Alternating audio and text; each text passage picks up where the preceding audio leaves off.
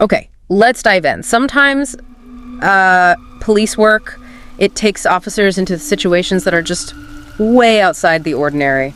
Really unexpected stuff. Absolutely. We're not talking about the day-to-day calls here. We're talking about stumbling onto things that are truly bizarre, sometimes deeply disturbing, or honestly just plain weird. Yeah, exactly. And today, we've got a bunch of source material accounts of some really unusual discoveries that police have made over the years. Things found in ovens, lakes, air vents, you name it. It really shows the sheer unpredictability they face. So our plan is to unpack these stories, get right to the heart of what happened, and, help you quickly grasp the essentials of these strange finds. Right, because these cases, they really do highlight the extreme range of situations officers deal with. Secrets hidden in plain sight, basically. We've even got one involving a fake tea party at the bottom of a lake. So yeah, let's unpack this. Let's start with some discoveries that revealed some really profound, disturbing personal acts. First up, a really horrific case.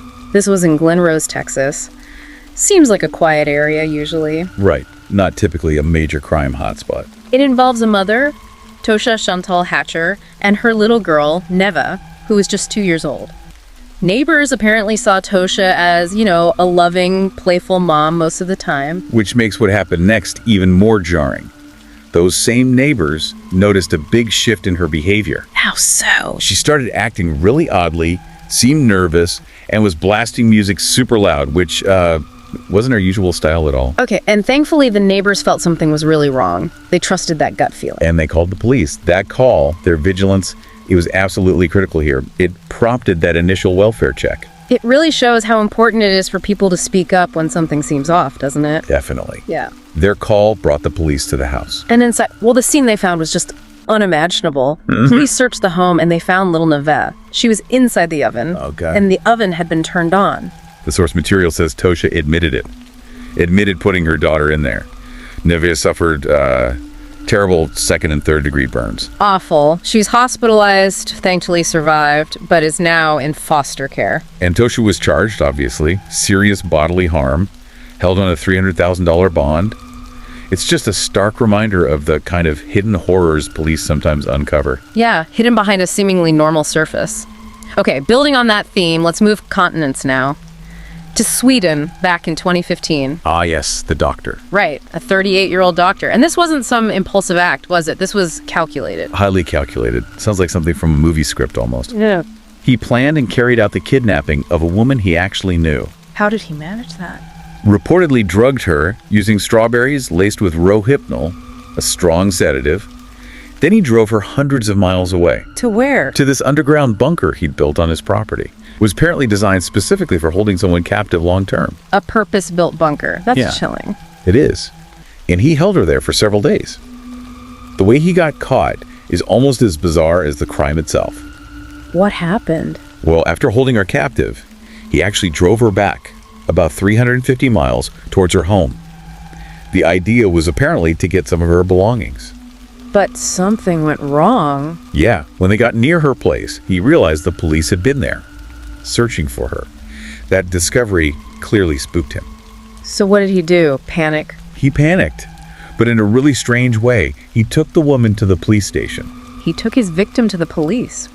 Why? Tried to get her to tell the officer she was fine, that it was all consensual or a misunderstanding. A desperate, kind of unbelievable gamble. Wow. But the police saw through it. Luckily, yes. They realized something was seriously wrong, separated her from him, got the real story, and arrested him on the spot. And the search of his place, the bunker, what did they find? Exactly what you dread finding. Weber masks, syringes, birth control, condoms, the wheelchair he'd used to move her while she was drugged. And in the bunker itself? The worst part, wrist and ankle chains, bolted right into the wall. Oh my God. Yeah. The police, looking at the bunker setup, it had a bathroom, even a small covered courtyard. They figured he planned this for years, planned to keep her, maybe others, captive for a very long time. And the contrast of how people saw him. Exactly. His friends were quoted as being completely shocked. Yeah. Described him as helpful, polite, It just shows, doesn't it, that disconnect between public face and private evil. A deeply unsettling reality. His sentence was expected to be very long, understandably. So we've covered these awful deliberate acts. But police also stumble onto things purely by accident, sometimes things that seem unreal at first. Like this next one. It started with a call about Halloween decorations, or what looked like decorations. Right, this is Halloween night 2015, Slingerland, New York. Police get a call from a resident on Vita Road, wealthy area. And the call itself must have sounded odd. Very odd. The woman reported seeing what she described as two incredibly gruesome dead body decorations hanging from a tree in her front yard. Okay. Like super realistic props. Exactly. But here's the kicker. She insisted she hadn't put them there. She had no idea how they got there. Wow. So police respond, probably thinking, Halloween prank gone too far, maybe? You'd think so. And when they first arrived, from a distance, that's probably what it looked like. Super realistic, maybe a bit tasteless. But then they got closer, and they realized they weren't decorations at all. They were real. Two actual decomposing human bodies. No way. On Halloween night, hanging from a tree. Yeah, just horrific. And the resident, she did mention seeing two suspicious-looking men in her yard about an hour earlier. But couldn't identify them. No useful details, unfortunately. So that leaves so many questions. Who were these people? Why were they left there? Like, that was it deliberately timed for Halloween with those men involved? And the source indicates those questions are still unanswered. Just a chilling, baffling discovery. Absolutely baffling. Okay, moving from one accidental find to another, but this one inside a house. This story came from a Reddit post, actually. A police officer sharing an experience from 2014. Ah, the air vent story. Yeah, that one's intense. So this officer gets sent to an elderly woman's house. She'd just come back from vacation. And she noticed something wrong. Yeah, a big bulge in her living room air vent cover. She figured maybe an animal got stuck in there, died maybe, a squirrel or something. Okay, plausible. But the officers noticed something else. Right, a really foul odor coming from the vent. Strong. The strange part was, the elderly woman apparently couldn't smell it herself. Maybe her senses smell wasn't great, so they go to check the vent. Yeah, it was a big old vent cover held by 4 screws. They expected, maybe a dead raccoon, something like that, based on the bulge. They started unscrewing it. And when they got it open, It wasn't an animal. It was a dead person, a man, wedged inside the air duct. oh wow, stuck inside the vent. Yeah, jammed in there tight. The officer described him bald black man, maybe mid-40s, wearing a hoodie, jeans, work boots. And the most chilling detail. He was clutching a knife, tightly gripped in his hand. Jesus. So the assumption was, The vent apparently led outside. Police figured this was how he was trying to break in, when with the knife, well, the intention seemed clear. Likely meant to harm the woman inside. but he got stuck. Exactly, stuck in that narrow duct. In the summer heat, the officer noted, police figured he'd probably been trapped in there for days. Died in the process of trying to commit a crime. Horrible way to go, but Yeah.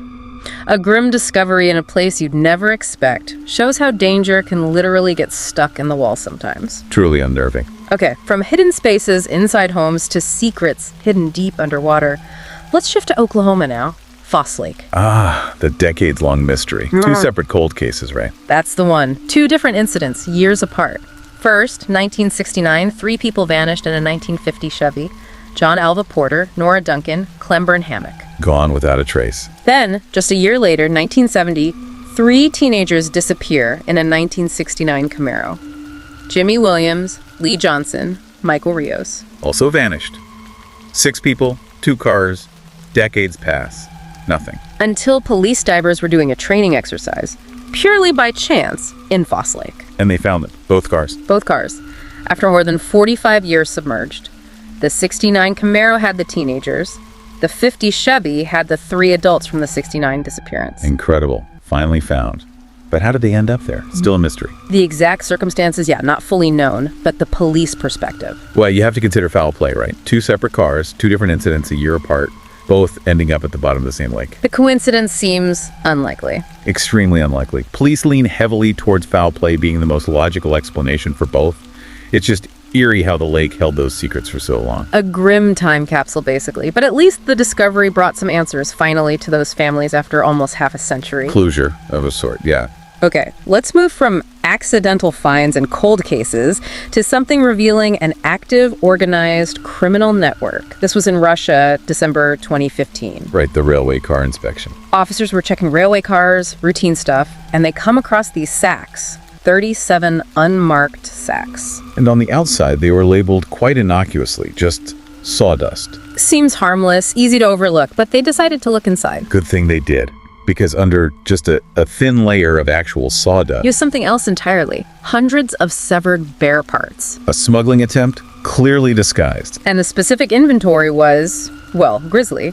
They confiscated 527 bear feet, 527 feet. a bear muzzle, bear gallbladders, and also 3 musk deer glands. And the destination for this gruesome cargo. Almost certainly the black market heading towards Asia, the source material suggests. It's tied to the demand for traditional medicine. Where there's this persistent, scientifically unfounded belief that certain animal parts can cure diseases, even things like cancer. And that belief fuels a huge illegal trade. A massive, destructive trade.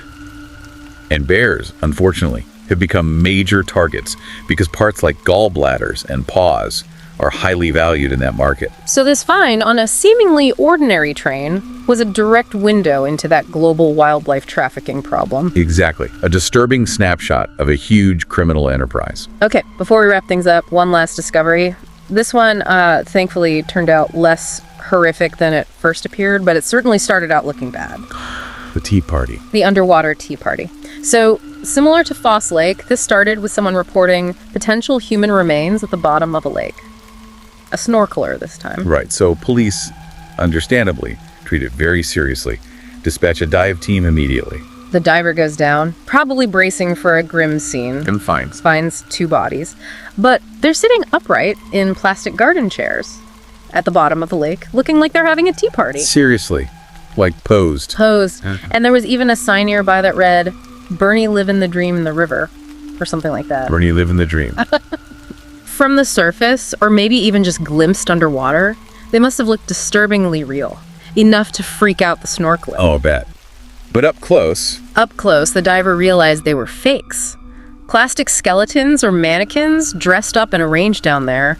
as a prank, Apparently so. A bizarre prank staged by other scuba divers. that is a very strange sense of humor. Imagine the relief, though, for the dives team. Huge relief, I'm sure. If they'd been real, it would have been another tragic story. But this time, just weird. A moment of the truly bizarre without the accompanying horror. Relatively speaking, of course. So quite a journey through strange police discoveries today. We've seen horrific crimes hidden in homes, decades-old mysteries resurfacing from lakes, dangers lurking in vents, global smuggling rings. And even elaborate underwater pranks. It really underscores the unpredictable world police officers operate in. They're constantly encountering the unexpected, things most of us, thankfully, never have to see. Yeah, it reminds you that beneath the surface of the ordinary, there can be the truly disturbing, the bafflingly mysterious, or sometimes just the profoundly weird. These cases shine a light into those hidden corners. It definitely makes you think, though, doesn't it? Yeah. About what doesn't get found, what other secrets are out there just waiting. That's a thought that really highlights the challenge and importance of their work, uncovering what's hidden. Well, that brings us to the end of this deep dive. Thanks so much for joining us as we explored these pretty unusual police finds. Hope you found it interesting. Yeah, hope it was insightful. There's always more going on than meets the eye. Absolutely. If you did find this deep dive interesting, please do like, share, and subscribe to the channel. It really helps us out and lets us bring you more explorations like this one. Thanks again for listening.